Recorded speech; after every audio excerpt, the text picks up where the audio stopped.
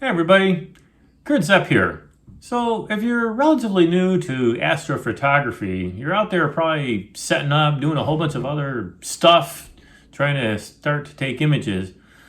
But one of the things you probably should keep note of, and I haven't seen many videos on this before, which is one of the reasons why I'm making this video right now, is you want to keep track of your ADU values.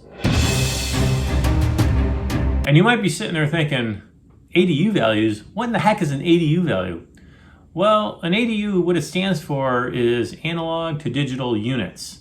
Basically, your camera sensor converts photons, which is light particles of light, and it converts those photons into an analog signal, i.e. photoelectrons, if you will, what they call them. So it converts to electrons, and then they make a digital image.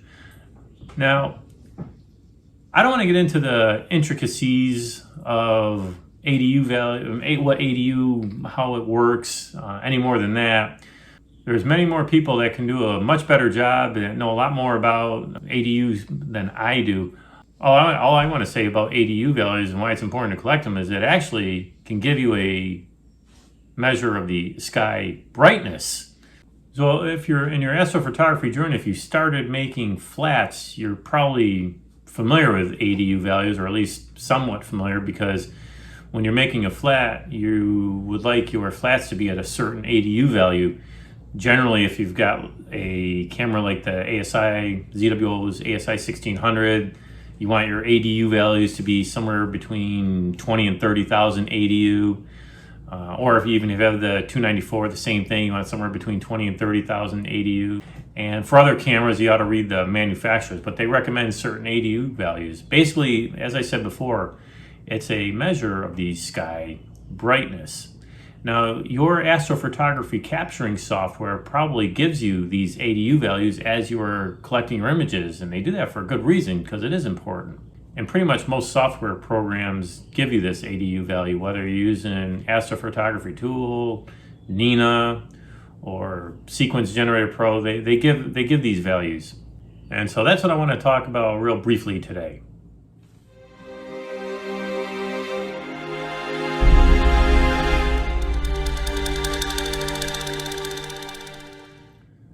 So what precipitated this talk? I told you I wanted to do it because nobody's really mentioned it before, but also something happened over this last month that made me really want to make this video.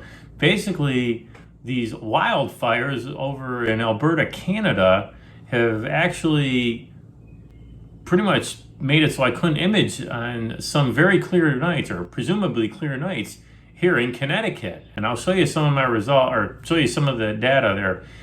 And it was pretty bad. It was supposed to be clear, and I'm running out there. The one night in particular, I walked outside and I said, what the heck's wrong with the sky? I see stars, but it was like they were muffled. I didn't see any clouds per se, but it was just sort of, the sky looked gross. It had this greenish, dark green aura or something.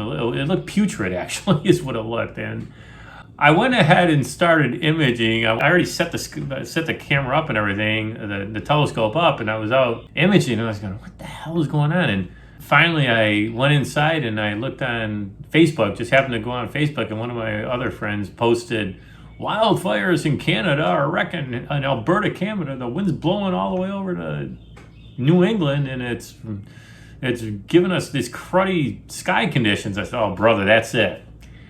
And so that's what precipitated this video. Okay folks, I've metamorphosed into this. No, not really, it's the next night. Before I show you some of the data on my computer, I want to show you this thing. I would highly recommend you get one of these things. It's just a notebook. And what I have in this notebook, I don't know if you guys can see anything, but I have all my projects and my capture data. For example, I've got the filters, RGBL, I've got exposures, I've got the number of exposures that I've taken, but I've also got the ADU values listed here. Usually the high and the low value during the evening that I get.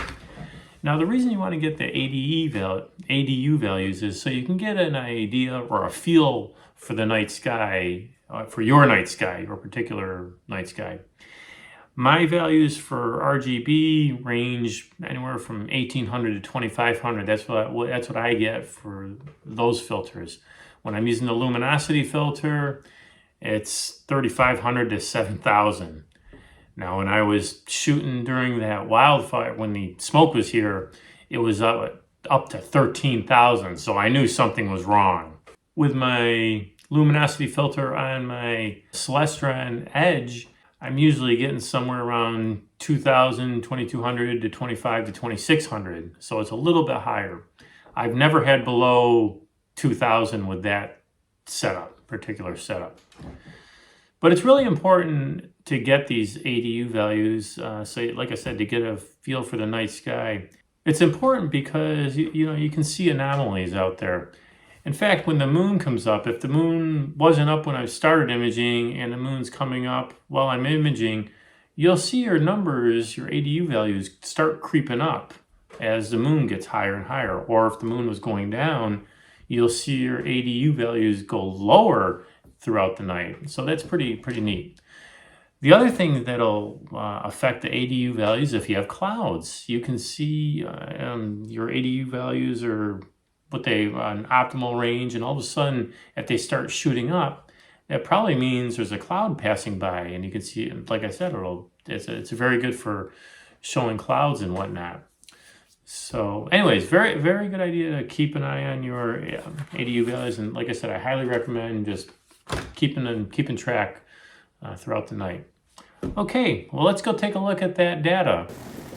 Okay, well, let me show you some of this data that I have here. So what I've got, I'm on my Blink right now, and this is some of the data from a recent capture. It's NGC 3521. It's a spiral galaxy, and it's located in Virgo.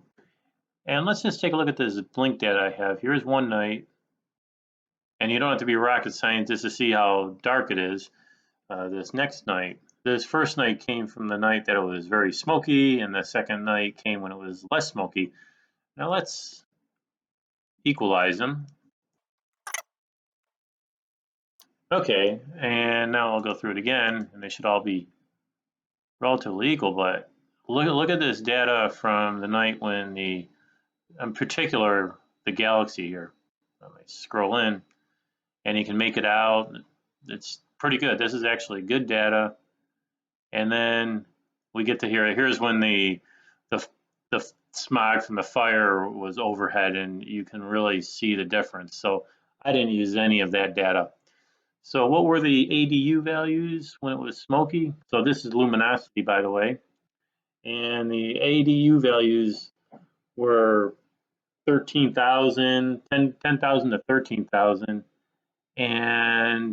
And that was for my luminosity filter. And actually, there was no filter on there. I don't use a filter for luminosity. I just on my monochrome camera. Truth be told. Anyways, so this is 13,000, and with the smoke, and then when it clears up, it's anywhere from 6,000 to 7,000 ADU values.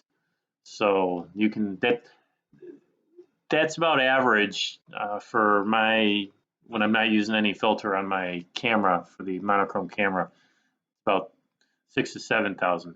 Now, when I'm doing RGB, if I had the red filter, I can expect around 2,000, maybe 1,800, and the same with the blue, and the same with the green. I should expect around 2,000, maybe a little over. If I'm lucky, maybe a little bit under. Now, the luminosity values for my setup, 6,000 to 7,000. However, I have seen as low as 3,800. That was my monochrome camera with the it was with the Astrotech 115 refractor. What about my C8? I have a Celestron Edge 800, and on average, I'm getting around anywhere from 2,000 to 2,600 ADUs. That's my average, and this is what a typical image would look like. This happens to be the Sunflower Galaxy M63 in Canis Veneti. or Venetici. I'm not sure exactly how to say it, but you can make it out. It's not bad. I'd like to get better ADU values, but for 2400, around 2400, 2400, I'm happy with it.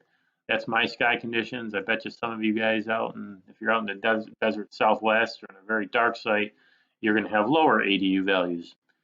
If you're living in downtown Manhattan, yeah.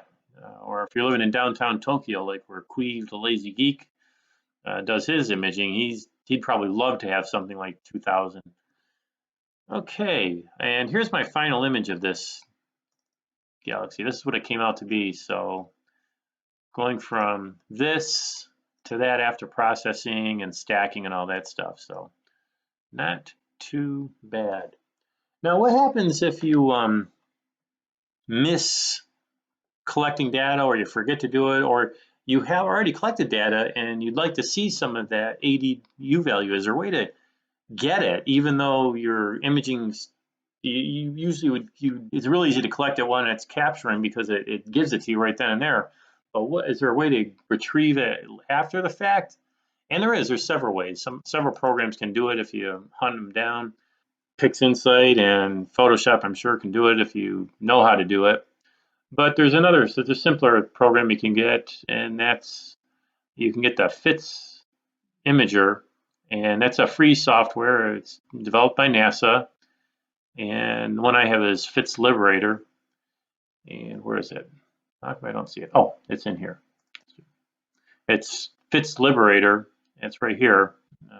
All you have to do is download it, and once it's already installed on your computer, all you need to do is I'll just click on some data, for example. All you need to do is just click on some data. Here's some luminosity data, and double click it, and it'll automatically boot up, and it'll give you this type of screen. And it has a whole bunch of data on here. It's probably very helpful, as a matter of fact. But one of the things it does have on here is the ADU value, where it says image statistics, and it gives you min, max. These are the ADU values. The min was 1900, the max is 6500, which is typical for this camera. This is the ASI 294 Pro, MC Pro. And here's my mean, and it gives you the median, and they're generally pretty close to each other, the mean and median. And you can see, again, for this, my Edge 800, I'm getting around 2300. And that's a typical night without the moon and somewhat clear. Well, I hope I wasn't doing too much tongue twisting in this. That's pretty much all I have for you, folks. Thanks for tuning in, and we'll see you next time.